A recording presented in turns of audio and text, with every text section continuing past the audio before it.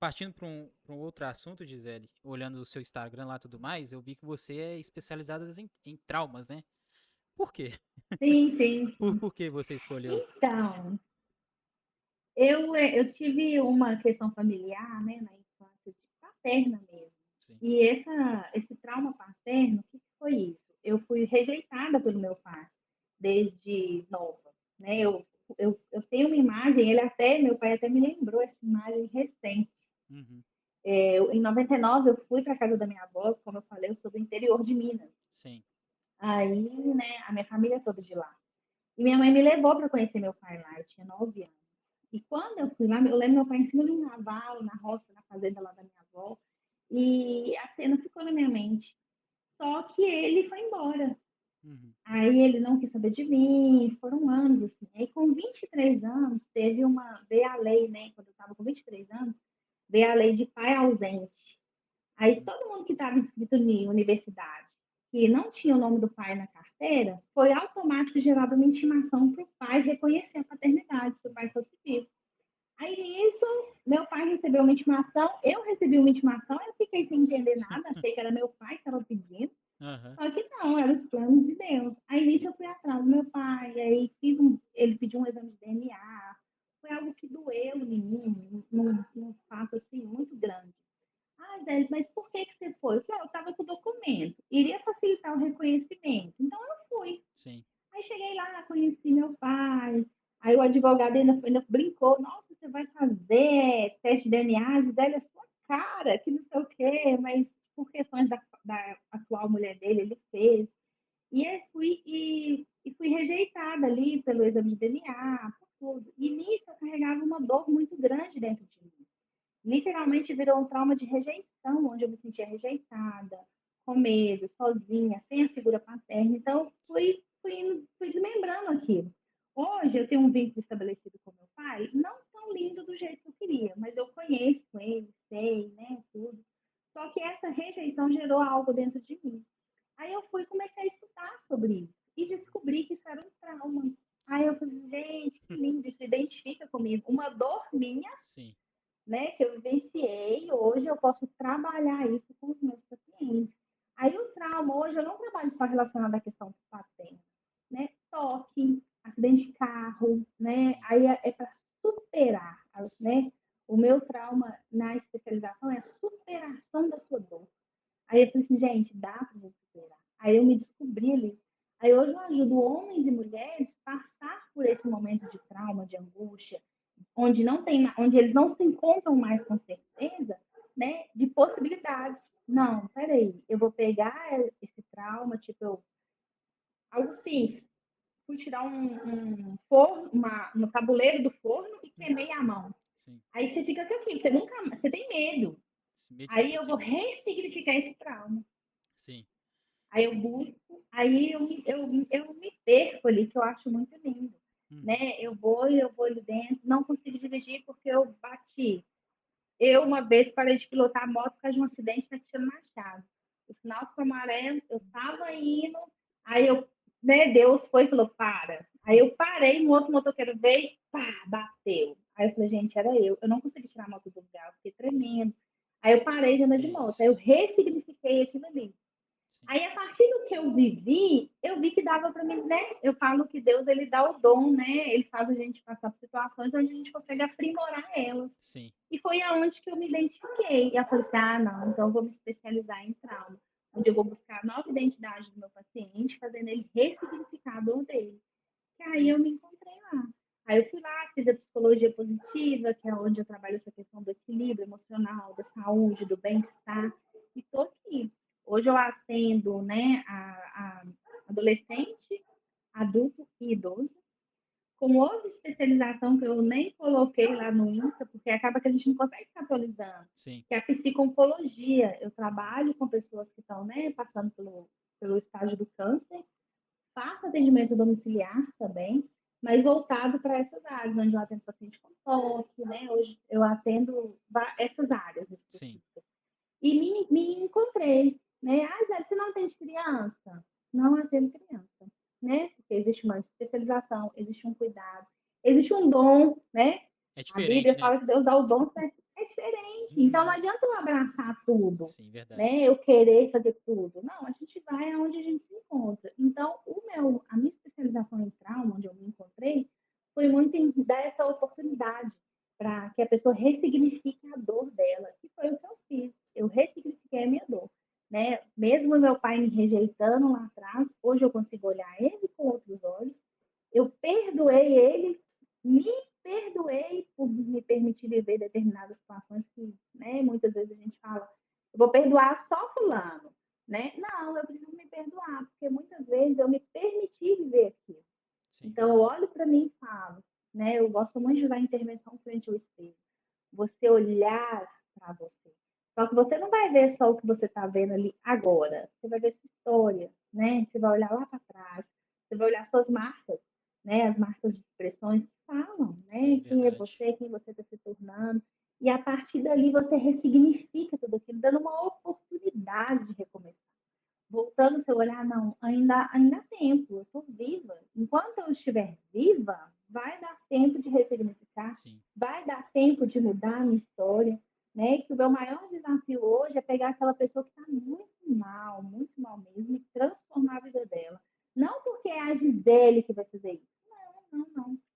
É o Espírito Santo de Deus, é a ciência em si, né, que Deus criou. Então, Deus vai dar estratégia para que eu possa, através da ciência, dar vida para essa pessoa novamente, com a ajuda dela. Uhum. Se ela não me ajudar, o nosso trabalho não vai funcionar. Então, a gente trabalha em conjunto. Eu, o meu paciente, o Espírito Santo para transformação, Amém. que ele pode fazer através daquela vida. O posicionamento, o mudança de olhar. E o meu papel é fazer com que ele mude o olhar. Peraí, vamos parar de olhar o problema? Né? A Sim. gente escuta muito isso.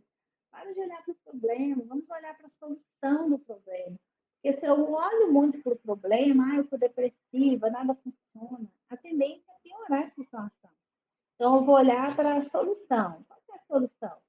Sair, buscar, ver novos horizontes, conversar com novas pessoas, tentar algo novo, mesmo que eu me frustre. Uhum. Eu falo isso de experiência. Fui tentar fazer tricô, falei assim, meu Deus, teve uma amiga minha que falou comigo assim, Gisele, eu tô vendo seu marido tricotando e você não. Eu falei, não, É, eu preciso aprender tricô. sim. Tava lá tentando fazer, não consegui de jeito, não é meu marido na maior facilidade do mundo. Falei, não acredito, Tem foi coisa que não é desse pra jeito. gente, não. Eu descobri que o tricô não é para mim, Amém. não é, mas a gente se descobre, né? Vai Sim, se descobrindo. sim, verdade. E ó que interessante, lá no o episódio 1 com o pastor Pedro, o pessoal assistem, tá muito bom o episódio. A gente falou numa parte lá sobre isso mesmo, sobre dor. Que, igual eu falei, comentei lá que eu também tenho problema em relação à paternidade e tudo mais, não tive um pai presente, e eu não sabia dessa dor, não sabia, eu tava vivendo ali minha vida tranquilamente, e foi num encontro com Deus da anunciar mesmo que Deus me mostrou que eu tinha isso lá no fundo lá no fundo mesmo, então fui no meu pai, pedi perdão, mesmo. Coisa louca, né? As coisas de Deus são loucas. Mesmo ele estando errado, a gente tem que ir lá e mostrar e falar assim: não, pai, me É. perdoa, né? Então a gente tem que cumprir o nosso papel, né? E é muito interessante Sim. isso. E é interessante porque a partir do momento que você foi lá e pediu perdão a ele, sua história mudou. Sim, É como se tivesse tirado um peso de cima de você e você ficasse mais forte e conseguisse voar. sim, Que algo que estava te prendendo ali. Que é o que a gente tem. Quando a gente vem, né? Sentou aqui no divã, a gente vai começar a desmembrar toda a história do paciente. sim. Aí a gente vai descobrindo o porquê.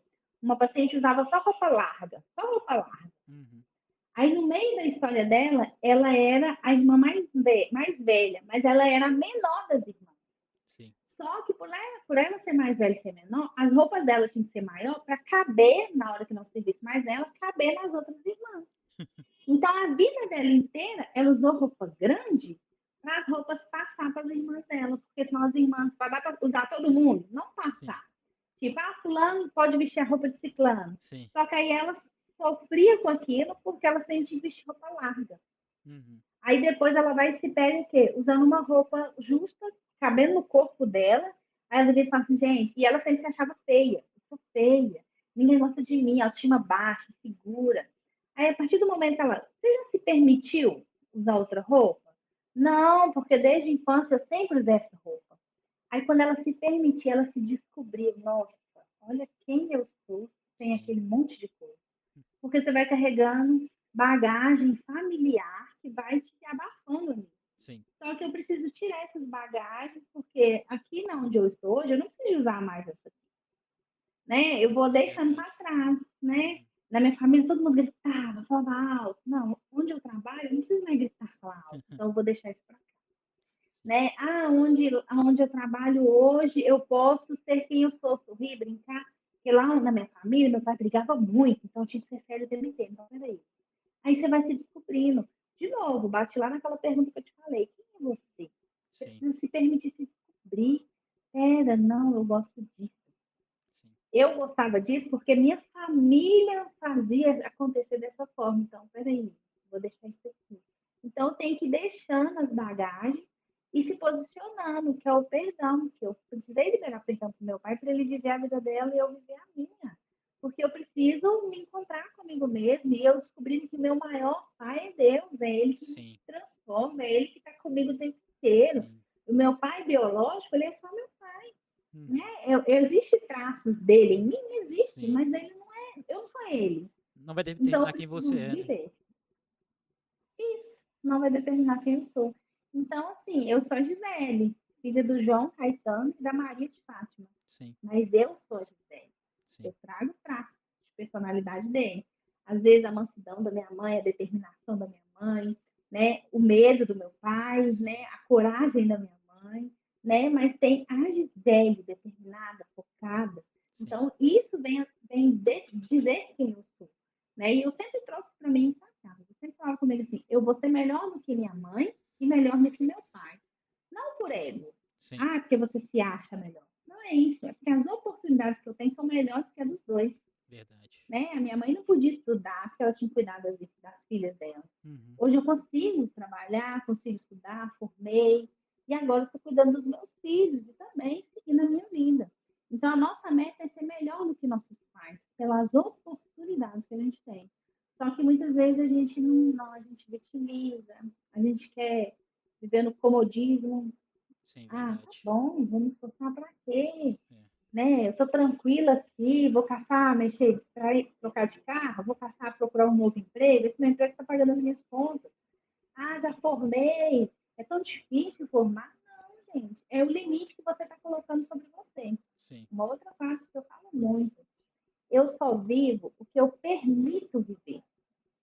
Então, se você se permite não estudar, você não vai estudar. Se você se permite não trabalhar em determinado lugar, você não vai trabalhar.